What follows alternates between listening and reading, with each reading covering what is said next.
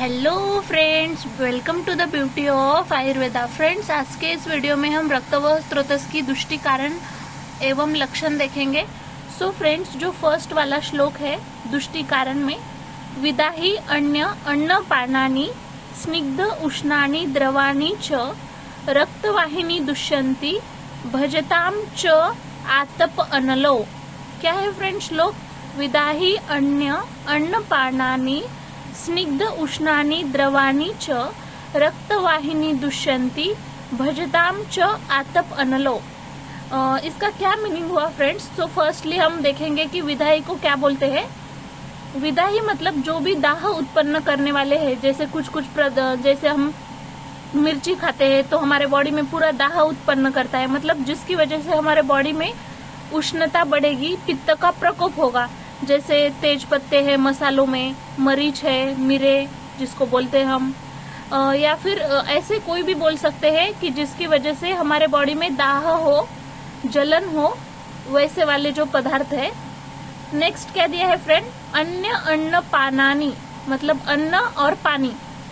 जो भी हम ड्रिंक में अगर कंसिडर करें तो मद्यपान से भी पित्त का प्रकोप होता है, तो वैसे प्रोडक्ट्स, या फिर अगर अन्न में कंसिडर करें तो जैसे इडली डोसा है, मसालों में भी ले सकते हैं उसमें। मतलब ऐसे कोई प्रोडक्ट हम खा रहे हैं जिसकी वजह से हमारे बॉडी की उष्णता बढ़ रही हो। और क्या बोला है? स्निग्ध उष्णानि द्रवाणि च। जैसे स्निग्ध पदार्थ में हम किस किस को ले सकते हैं फ्रेंड्स? जैसे कोई भी ऑयली प्रोडक्ट्स, अगर कोई कंटिन्यूअसली ऑयली प्रोडक्ट ज्यादा खा रहा है तो उनको पता है कि उनका पित्त बढ़ता है, तो वो भी एक इसमें है। और स्निग्ध उष्णानि, उष्णानि मतलब जो भी उष्ण पदार्थ है, जैसे कि आपने कभी सुना होगा कि तिल के लड्डू ज्यादा नहीं खाना चाहिए क्योंकि वो उष्ण वीर्य वाले होते हैं। तो यहाँ पे उष्ण का मतलब उष्ण वीर्य कंसिडर करना है। और द्रवाणि च मतलब कोई भी द्रव्य पदार्थ जो कम खाना चाहिए, ऐसा बोला है।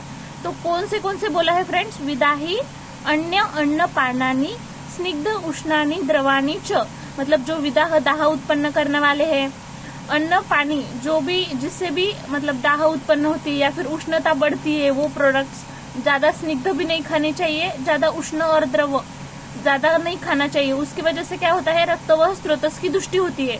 रक्तवाहिनी दुष्यन्ति भजताम च आतप अनलो। यहाँ पे क्या दिया है फ्रेंड्स? भजताम च आतप अनलो। आतप का मतलब क्या होता है फ्रेंड्स? आतप मतलब ज्यादा धूप लगना, और अनल मतलब अग्नि, मतलब कंटिन्यू अगर अग्नि के कांटेक्ट में आएंगे तो रक्त व स्रोतस की दुष्टि होंगी, ऐसा यहाँ पे बोला है। सो फ्रेंड्स, आपको ये कुछ याद रखना है। यहाँ पे जो भजताम है, भजताम मतलब किसकी वजह से? दुष्यंती भजताम मतलब रक्तवाहिनी स्रोतस की दुष्टि होगी। तो यहाँ पे आतप और अनलो, ये दो भी याद रखना है। धूप में अगर हम ज्यादा ही हमें धूप लग रही है या फिर धूप में जा रहे हैं तभी भी हो सकती है, और कंटिन्यू ऐसे होंगे तो अग्नि के कांटेक्ट में आएंगे तो भी रक्त व स्रोतस की दुष्टि हो जाएगी। नेक्स्ट है फ्रेंड, रक्त व स्रोतस की दुष्टि अगर हो गई किसी में, समझो, तो उसमें कौन से लक्षण दिखेंगे? तो यहाँ पे जो श्लोक दिया है, कुष्ठ, विसर्प, पीड़का, रक्तपित्तम, यहाँ पे देखो फ्रेंड, रक्तपित्तम, अश्रुग्दर, गुद, मेढ्र, अस्य पाकश्च, गुद, मेढ्र, अस्य पाकश्च, प्लीहा, गुल्मो अथ विद्रधि, नीलिका, कामला, व्यंग। यहाँ पे क्या है फ्रेंड? पिप्लव, तिल कालकः, दद्रु चर्मदलम, श्वित्रम, पामा, कोठ, अस्त्रमंडलम, रक्त प्रदोषा जायन्ते। सो फ्रेंड्स, ये जो है लक्षण में देखो, हम अभी एक एक देखेंगे। जैसे कुष्ठ तो ये सबको पता है, एक स्किन डिसऑर्डर है। विसर्प भी स्किन डिसऑर्डर ही है, लेकिन विसर्प में क्या होता है फ्रेंड? दाह थोड़ी ज्यादा क्वांटिटी में दाह होती है। यहाँ पे दिया है पीड़का के क्या मतलब होता है कि छोटी छोटी फुंसियां आना, खुजली होती है उसके अंदर, कभी कभी नहीं भी हो सकती, लेकिन याद रखो कि छोटी छोटी फुंसियां आती है इसमें। रक्तपित्त, अभी ये तो पता ही है फ्रेंड्स, रक्त पित्त डिसीज एक है, उसमें 3 टाइप रहते हैं। मोस्टली तो ऊर्ध्व और अधो रक्त पित्त रहता है, लेकिन जो बोल सकते हैं कि तिर्यक जो रक्त पित्त वाला है वो एकदम जब सीवियर कंडीशन होगी सिर्फ तभी हो सकता है। अश्रुक दरह, मतलब अश्रुक तो पता है रक्त से रिलेटेड जो डिसीज है। गुद पाक, मेढ्र पाक, आस्य पाक। गुद पाक मतलब जो भी एनल इन्फ्लामेशन बोल सकते हैं, एनस के ऊपर अगर इन्फ्लामेशन है तो उसको गुद पाक बोल सकते हैं। मेढ्र पाक मतलब क्या होता है कि जो भी जेनाइटल्स रहते हैं वहां पे इन्फ्लामेशन होता है। और आस्य पाक मतलब जो भी माउथ में ऐसे मतलब है, कभी कभी होता है ना ऐसे माउथ में पूरा ऐसे दाहा हो जाता है, इन्फ्लामेशन ही बोल सकते हैं। तो गुद पाक, मेढ्र पाक, आस्य पाक, प्लीहा। प्लीहा मतलब स्प्लिनोमेगाली। बहुत सारे हम कैंसर के केसेस देखते हैं, कॉमनली लिवर के केसेस जिसमें स्प्लिनोमेगाली डिसऑर्डर हम देख सकते हैं। गुल्मो अत विद्रदी, जो भी गुल्म है फ्रेंड्स, अभी हमें पढ़ना है कि गुल्म डिफरेंट टाइप के हैं, उसमें भी मेन 5 टाइप्स के गुल्म देखेंगे। गुल्म मतलब नॉर्मली क्या होता है कि एक मांस का गोला बन जाता है, उसको बोलते हैं गुल्म। अतः विद्रदी, फ्रेंड विद्रदी भी क्या है, एक डिसऑर्डर ही है जो हम पढ़ने वाले हैं। उसके बाद है नीलिका।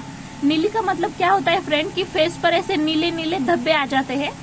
कामला, कामला तो सबको पता है जिसको पीला जॉन्डिस बोलते हैं। व्यंग मतलब फेस पर जो व्हाइट व्हाइट स्पॉट्स आ जाते हैं। पिप्लवह, पिप्लवह का क्या मतलब है कि स्किन पे ऐसे पीपल के पत्ते जैसे रहते हैं ना फ्रेंड्स, उस तरह से स्पॉट आ जाना, उसको बोलते हैं पिप्लवह। तिल कालकहा, तिल कालकहा का क्या मतलब है कि काले काले तिल फेस पे दिखते हैं, जिसको हम मस्से बोलते हैं। आपको पता होगा वो मस्से ऐसे काले काले, ज्यादा ही काले रहते हैं वो वाले। दद्रु, दद्रु तो ये पता होगा कुष्ठ रोग का एक प्रकार है, उसमें हम देखेंगे अलग अलग है, जैसे दद्रु आता है, उसमें चर्मदल भी आता है, पामा आता है। नेक्स्ट है श्वित्रम। श्वित्रम का क्या मतलब है फ्रेंड कि जैसे ल्यूकोडर्मा रहता है ना, डिस्कलरेशन ऑफ स्किन हो जाता है उसमें पेशेंट में, बहुत ज्यादा पूरा बॉडी उसका सफेद सफेद पड़ता है, जैसे फॉरेनर रहते हैं उससे भी ज्यादा सफेद पड़ता है। पामा मतलब होता है इचिंग, बहुत ज्यादा इचिंग होना। मराठी में इसको हम खरूज आया है ऐसे बोलते हैं। और यहाँ पे दिया है कोठ अस्त्र मंडलम। कोठ अस्त्र मंडलम, तो कोठ मतलब जो भी लाल काले कलर्स के स्ट्रक्चर होना, जैसे इन्फ्लामेशन जैसे होता है, दिखता है ना हमें, अगर हमें किसी पार्ट पे इन्फ्लामेशन है, जैसे पूरा ऐसे वो एरिया लाल लाल लाल लाल पड़ जाता है ना, वैसे ही रहता है वो, उसको बोलते हैं कोठ। अस्त्र मंडलम मतलब जो भी ब्लड है वो क्लॉट हो जाना, जैसे हम देखते हैं जनरली ब्लड क्लॉट होता है तो वो एरिया कैसे दिखता है, तो वो अस्त्र मंडलम बोल सकते हैं। रक्त प्रदोष जायन्ते मतलब इन सब की वजह से क्या हो रहा है, रक्त की दुष्टि हो रही है। फ्रेंड्स, हमने प्रीवियस ईयर में देखा था कि रक्त को हम शुद्ध कैसे करेंगे, तो उसमें कुछ मेथड हमने बताए थे, जैसे कि वो जलोकावचरण विधि थी जिसमें हम लीच को सक करने को देते हैं, और दूसरा एक देखा था हमने सिरावेद विधि, मतलब उतना ज्यादा तो नहीं डिटेल में, लेकिन उसका इंट्रो तो हमने देख ही चुके थे। नियरेस्ट वेन में वहां पे ऐसे ये करते हैं, और जो भी सिरा कर्म है वो भी करते हैं, और सिरावेद के बाद विद्ध कर्म भी करते हैं उसमें हम। सो फ्रेंड्स, ये कुछ मतलब डिसीज है, आप लर्न कर लेना। Thank you.